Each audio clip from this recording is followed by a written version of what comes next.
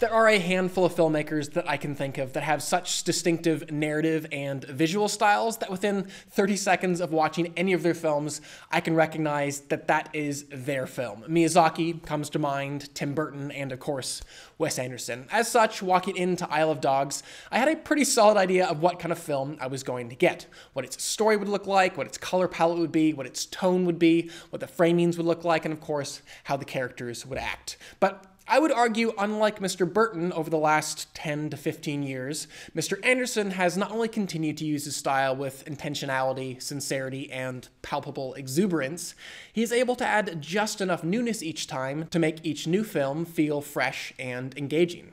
So while nearly all of Anderson's go-to actors made up most of this voice cast, each of them not so much playing characters as just playing themselves, which, as a side, I would contend worked quite well to add to this film's wit and charm. There's just nothing quite like Bill Murray and Jeff Goldblum doing their respective things. Even so, when it came to a couple of key characters in Isle of Dogs, Anderson very smartly brought in some brand new collaborators, like Greta Gerwig and Bryan Cranston, to bring something to this Wes Anderson film that was all its own. Another narrative and stylistic choice that set this film apart in very rewarding ways was its Japanese setting and lack of English subtitles. Because the dogs spoke English and the humans much of the time spoke untranslated Japanese, many of us viewers were really allowed to be drawn almost exclusively into the dog's point of view. So though this film really was just a simple boy and his dog story, it really was made unique because it was told from the dog's perspective. As such, when the canines were struggling to understand what exactly the human characters wanted or what they might be thinking, so were we. At the same time, as a true testament to the brilliance of the stop-motion animation, we were always aware of how they were feeling. The animator is able to draw so much emotion out of these puppets. Speaking of the stop-motion animation, you know that there had to have been some serious behind-the-scenes debate with producers and financiers just over the value of going the stop-motion route versus traditional 2D or 3D animation. I guarantee that this film will come nowhere close to cracking $100 million, which of course is partially due to the fact that it's a PG-13 animated film about dogs, but also it's because the stop-motion visual aesthetic is one that seems to be less and less appreciated by young viewers these days. All this to say, going into this film, I had to believe that Anderson's motivation to shoot this film with stop-motion had to go beyond it looks cool, and now having seen the film, I certainly believe that it does. While watching this film, I began to realize just how empathetically connected to the characters I almost instantly became because they looked like they were toys. My toys, ones that I could have played with as a youth. And because of that very tactile connection, I almost began to feel like that I was in on the creation and telling of this story, which ultimately just made it all the more engaging and delightful.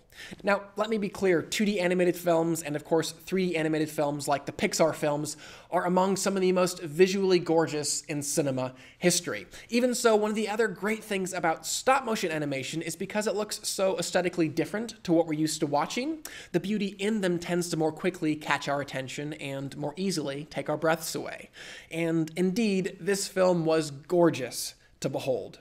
Furthermore, as proven in all of his films, Wes Anderson is an incredibly detail-oriented artist. In every one of his films, it's preeminently clear that he has had a hand in selecting the colors, set design, props, and costumes. And one of the reasons that they're so very memorable is that they're so very simple and quantifiable. Or rather, he makes them appear that way, while actually presenting worlds and characters full of rich complexities and detail. And stop-motion animation is really able to accomplish the same sort of thing. With 2D and 3D animation, there are infinite ways to move the camera or light a digital set. And though with today's technology, the same could almost be said of stop-motion animation, for a filmmaker like Anderson who comes primarily from a live-action background, you can see him in it so successfully achieving the same kind of visual simplicity that he's known for. Like most Wes Anderson films, Isle of Dogs doesn't necessarily have a propulsive narrative, happy to whimsically drift along at its own pace, which, for the most part, works. There were a few extended flashback sequences that I found did kind of just derail the overall narrative flow, as well as a couple of storylines, one involving an American exchange student, and the other involving a romantic relationship between a couple of dogs, that just felt a little out of place, as well as a little overindulgent. Like Anderson and his screenwriters just wanted to include a few more of their brilliant, dry romantic lines.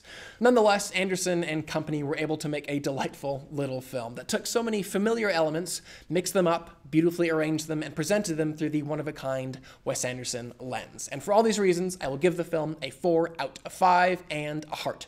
I would still love to know what you guys thought of the film, though, so definitely comment below and let me know. And also, what is your favorite Wes Anderson film? I think for me, it's probably Royal Tenenbaums. Probably not a whole lot of surprise there. It is a classic after all. Finally, please do subscribe. I'm going to continue to review films and television on this channel, and I would love if you stay up to date on all of those things. But for now, I'm Chris Hartwell. This is The Heartbeat. Thank you for joining me.